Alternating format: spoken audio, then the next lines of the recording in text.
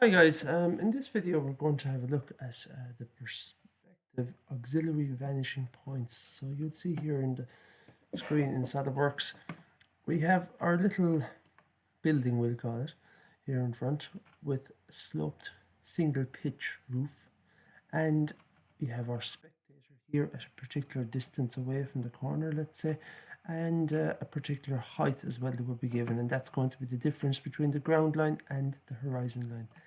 I've already done the first two processes where well, obviously the object is given, the spectator is given, but I've taken a ray of vision from the spectator point to the left extreme side of the building with our ray of vision, and to the right extreme edge of the building. So we've looked left, we've looked right, and the next thing we want to do then is bisect to find our central line of vision, which is the most accurate line of vision to look at the object so that you're receiving an even perspective left and right. Next then, we put in our picture plane, and in this case the picture plane is touching that front edge right there. So there's our picture plane, and just labels up there. So our picture plane is perpendicular to our central line of vision, so right there, perpendicular there, so that will be the most accurate depiction of the object on that picture plane if it's obviously turned 90 degrees to our central line of vision. Next up, we have our horizon line, and the horizon line is directly in line with the height of the spectator. So the distance between the ground line and the horizon line is equal to the height of the spectator, as you've seen in previous examples. Now, just to build up this drawing a little bit further, there's the horizon line and the ground line there. Next, we will find our view vanishing points by looking parallel to the right side of the building to find one vanishing point on the horizon line, and then we'll look parallel to the left side of the building. Now, what we're looking at here is we're looking at the overall faces of the building. Okay, we're looking parallel to the faces. I've just highlighted the baselines in both cases as the edges that I'm looking parallel to. Next up is the front edge. If the front edge touches the picture plane, well, that's going to be a true height, and then I can start joining back to my vanishing points, and I get my solid edges. Now, as you'll also see, what's happening there in red is the that's what's happening on 2D on the plane, but here in blue is the actual ray of vision of the spectator, and you can see the way they all just coincide there, right there on the picture plane. So it's kind of nice to see it. It makes sense when you see it on the SolidWorks model like this, where the ray of vision crosses the picture plane is exactly what the spectator can see of the edge on the plane at that point, and it all crosses in nicely with the red projections, so that can be heavied in. So that's what the spectator can see of the front face of the object. Next, to look towards the left side, but before we can do much more with that left side, I flicked on a step by mistake there. We can join the bottom point back to the vanishing point here, which is no problem. It just coincides perfectly with the lower end of our ray of vision, which looks at the bottom corner of the object. So we know that right there is a point on the perspective drawing.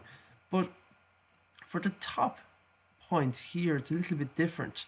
As you can imagine, if we just see the way everything else lines up, like if I join that, if I just start a new sketch on that surface right now and join that point back to the vanishing point, it's not giving me, it's not coinciding with the top of the ray of vision up here, because that line right there would assume that there is no slope surface in the object. It would assume that the building is perfectly flat.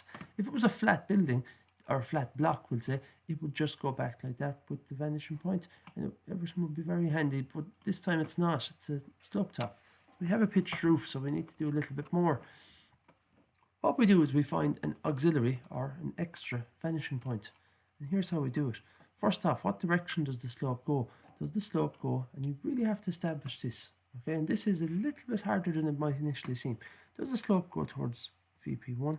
No. Does it go towards VP2? Yes, it goes towards VP2 along this surface, which is to the left, and it goes up So we'll establish the direction towards which vanishing point, and then whether it's an up slope or a down slope. And if you can establish that first of all, that at least you'll set off in the right path with this, because some of these questions, once they do get a bit more difficult, you will have to actually take the time to look at that. Now, what we do is very similar to the previous. We're looking for a vanishing point, so I'm going to put my detail here in pink again, like before, and I look up parallel to the slope of the roof.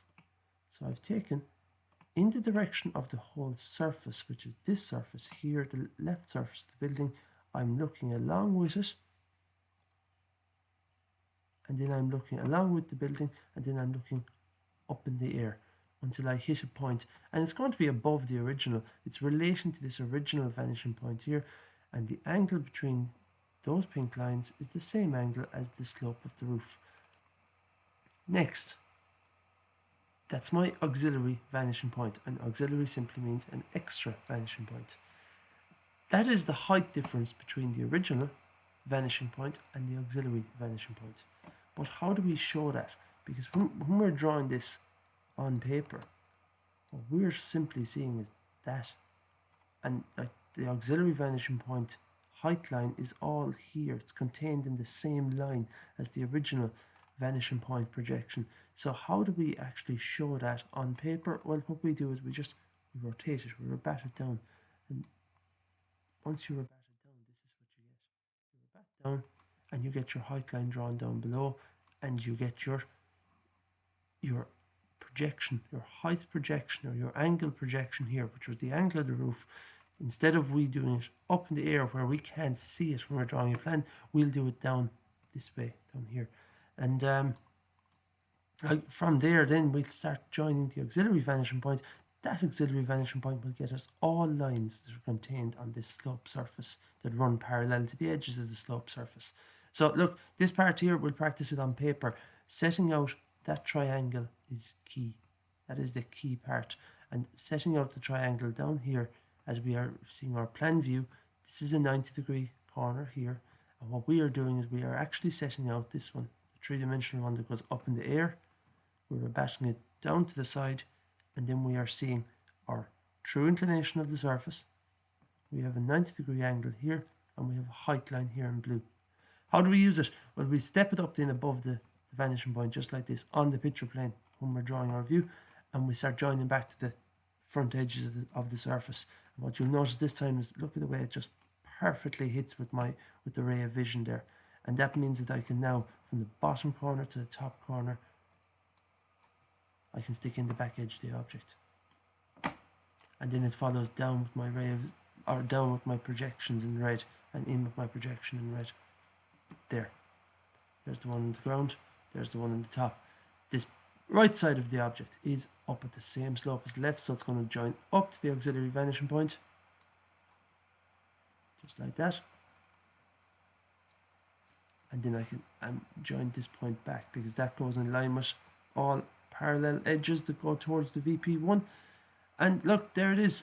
That's it, finished. Now, instead of thinking or talking about it anymore, it's time to actually see one done on paper. But I think the SolidWorks model helps with making sense of it.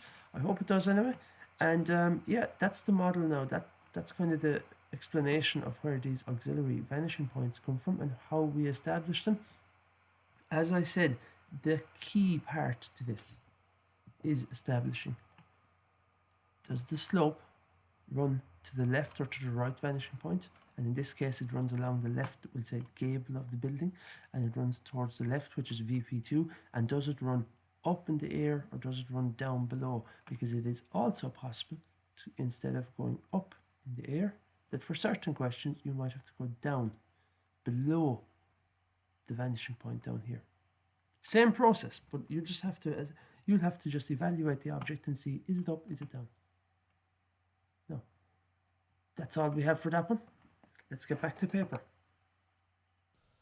Now, here on paper, we are on page 52, and we have two examples to work through. These will set you up well for working on to harder questions with more detail, more slope surfaces, and so on. I'll get started with the first one, so here on the left, and I'm going to just use the same methods as I would have for any of these basic questions. There's an awful lot done for us here actually. So we'll look left, we'll look right.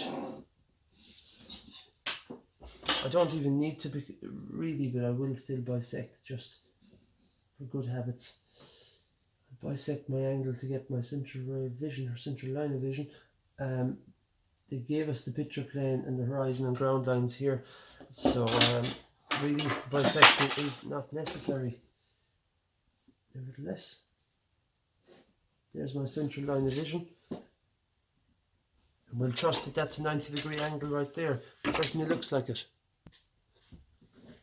And once that's done, we need to establish our 2 vanishing points.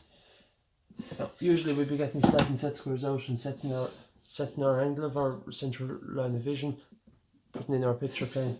That's done for us. So parallel to each edge of the object, it's parallel that, and then we're going parallel to the other edge of the object here. And that gets me my 2 vanishing points. There's VP1 and VP2. Next, let's set the angle of my central line.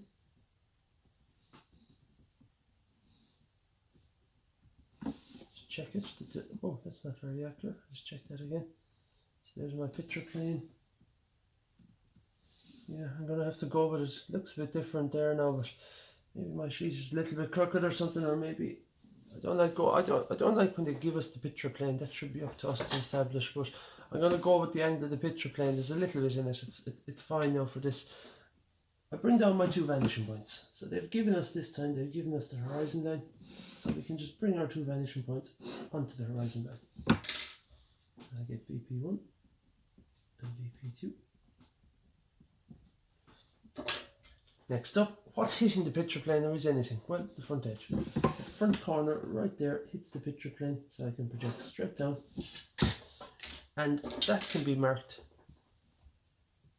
as a true height.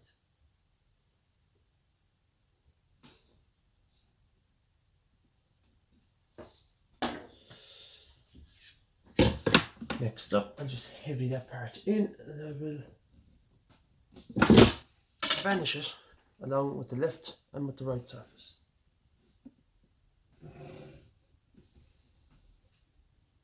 Should I want light with that, of course. Now, where does the base edges finish? Where we view, and where it hits the plane, project, and we'll view the back edge. Where it hits the plane, we'll project. So that's where the base edges finish. There. And there. Anything else we can add? Well, we can't go back along the right side. There's no point in going back along the right side with this vanish back, this one here, because it doesn't give us the correct height for the back corner. But we can go along the left. The left side of it is all the same consistent height. So I can go along the left side here, alright.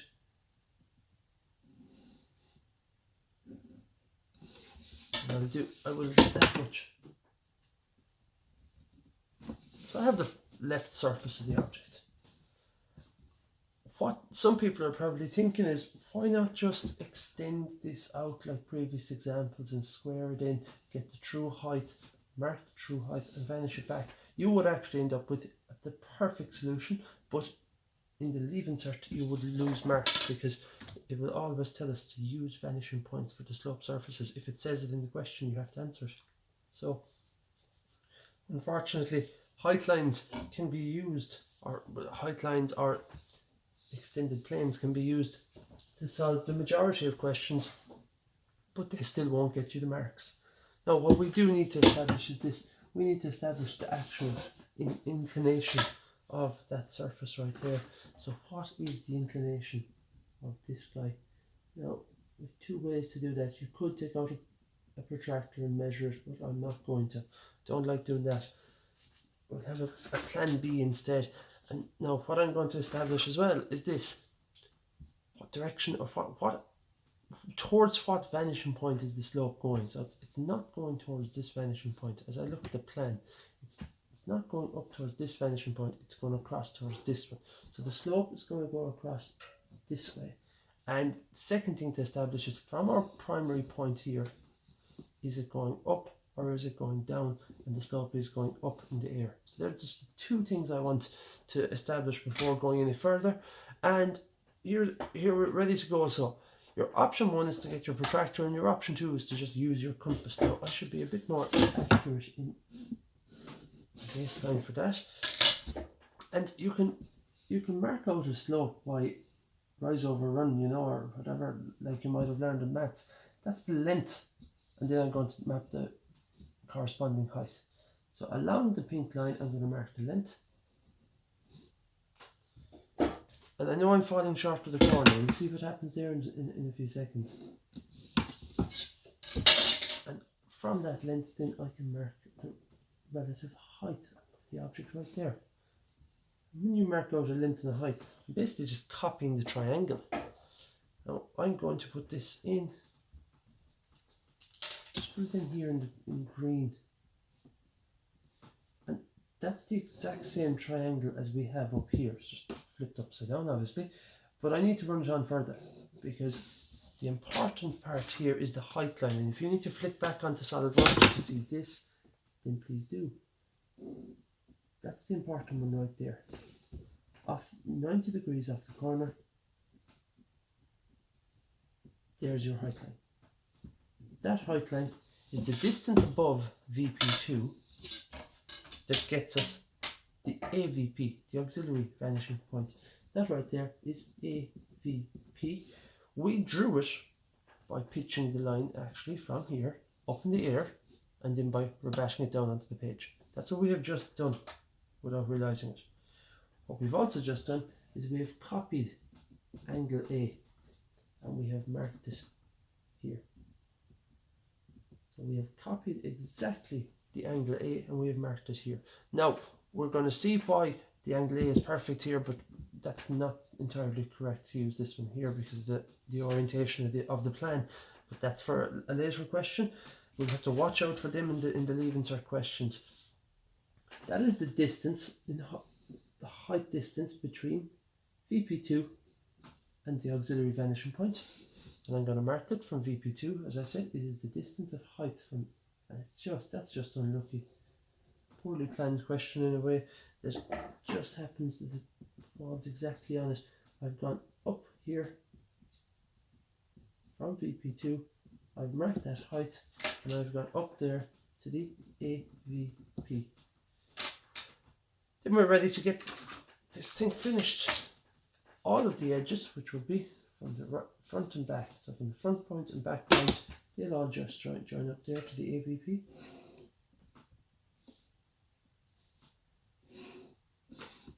Just like that. Now, how much more can I do here? I can certainly finish off this road surface. That line. I can finish off this top edge along here. And that one, that back edge, it runs along with this one, it runs to VP1. Just like that. What's left? Just a red one at the back. And there we have it. That's that one completely finished. Now, it looks a bit strange because it's running so close to the horizon line. But yeah, that's that one finished. Let's have a look at the second one here on the page, and we're just using the very same principles really. To begin, again, they've done a lot of the setup work here for us, which I kind of prefer if they didn't, but just because it's such a tight fit in the page, I suppose they did that for us. I'm still going to get my central line of vision, even though I found in the last one that there wasn't really much point. I'll do it out of habit and just keeping the good habits.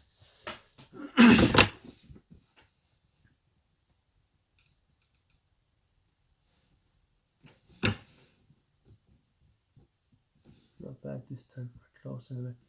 So I'll just adjust that little bit there, get it exactly in line with the picture plane and with the horizon line and so on. Now, we'll never get that in the leave insert because We'll always be setting everything up ourselves. Right, let's go with the same again. Look parallel to each edge of the building first. So parallel to the front edge. Gives me one vanishing point. Parallel to the left side of it here. Gives me the second vanishing point.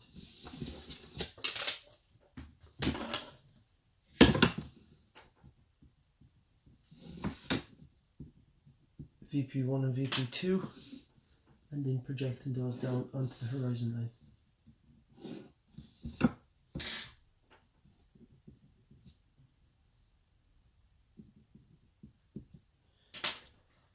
Next, what's touching the picture plane, or in some cases, what do we need to extend onto the picture plane? In this case, we have an edge touching the picture plane. That right there is the true height of that edge. So I can mark it. I can heavy in that edge. And then I can vanish it. So the easiest surface to work with is this left one here. So I might as well go with the left one for now, and I can go bottom and top of the left surface. And then I want the end of it, so we'll view the end.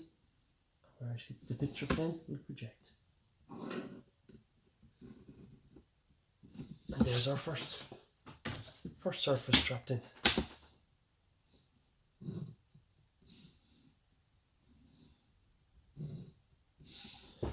Next, working along the right side here. Now this one, we have our base and our triangle up top.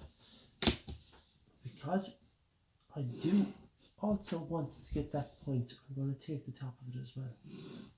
Okay, I would like to get that point, so in theory I'm making it into a two-part. I'm going to make it into a rectangular base, and I'll try and add on the triangular part after.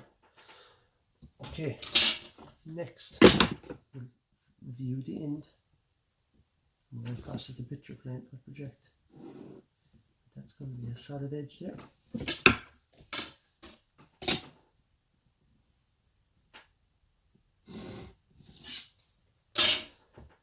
And now what are we looking at? What we're looking at is, if I should have read the question, start with the use of auxiliary vanishing points. Complete the perspective view of the given house. The spectator is located as shown. The roof makes an angle of 30 degrees with the horizontal plane.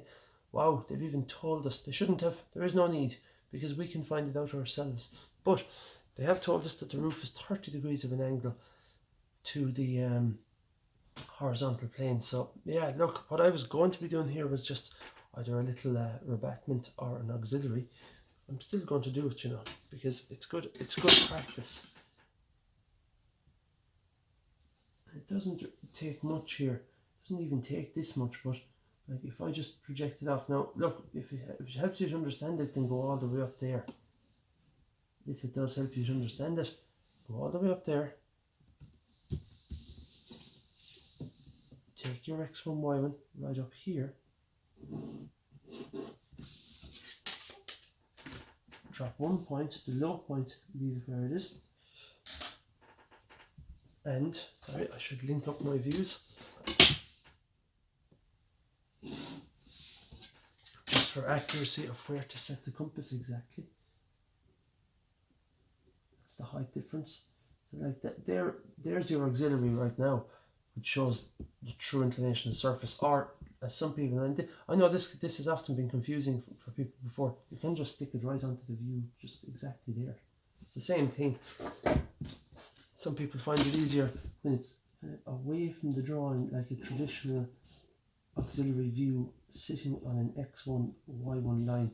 But then some people, I suppose when you just get to understand that you have projected off and this is your x1, y1, and that still is your true inclination of the surface here, the same as it is up here. So whatever method you prefer, or whatever method you're more comfortable or you find more reliable. Next, what do we do now? Well, what we do is this. I'm gonna work with the front edge here. And what I'd like to do is to find, let's just say this green surface here. I could find that green surface first of all with the use of auxiliary vanishing point. And yeah, to do that, what do I need to do? Well, the first thing is take them a few seconds to evaluate the question. First off, where is it going? From here, it's going towards this vanishing point, and it's going up. It's not going down. So what I'll do is, I'm going to pitch towards this vanishing point. I'll trust that it's 30 degrees because that's what they've said in the question. I'll usually check it, but it's 30 degrees. So I'm going to look towards that vanishing point. I'm going to rise up by 30 degrees and then I'm going to drop that down until such point as we're 90 degrees off here, because it goes up to hit the picture plane and retrobats down onto the ground. So it's a 90-degree triangle. And I'll put the protractor for that. No, I shouldn't use a protractor really. I have a set scratch to do the job for me. I'll take the angle of the pink line.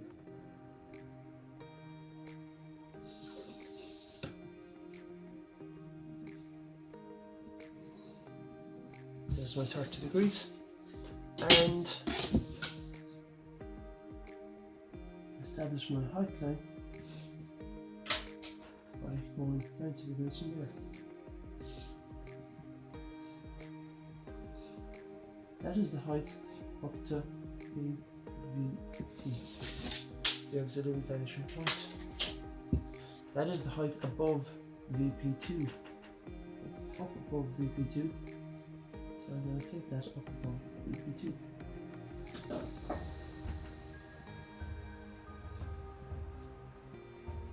And call that VP, right there.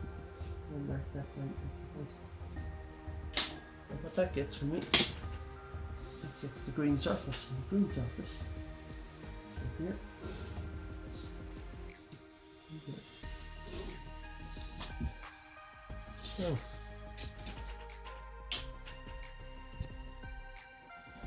So just so the next part now, we could go finding more auxiliary vanishing points. Nothing really to stop us here of going for another auxiliary vanishing point up here, which would get you the opposite slope. But the bigger question is, why would we? I take that point right there, view, and project. So unless it specifically says it, now this question is a bit, pardon the overuse of the word, it's a bit questionable, because it does say auxiliary vanishing points, but I just really don't see the need to do it here in a question like this. The more you practice, the more it will become apparent what you do need and what you don't need to do. But that auxiliary vanishing point now has done what I wanted to do, because it has structured this green surface here. And again, by evaluating the question and seeing what direction it's going and is it going up or down, we were able to just figure out, is it above the vanishing point or below sometimes. And yeah, like if this object was like a wedge shape going down, we'd still set off our 30 degrees and get our height, but the height is actually under the line. And if it was under the line, it would give us a wedge shape going down. So I hope that makes sense. We'll come across them as well. Finish the question. Yeah, that's it. No hidden detail across to be shown here. As I hope this video has been helpful. That's page 52. Two basic introductory questions to auxiliary vanishing points complete. Thanks very much for watching.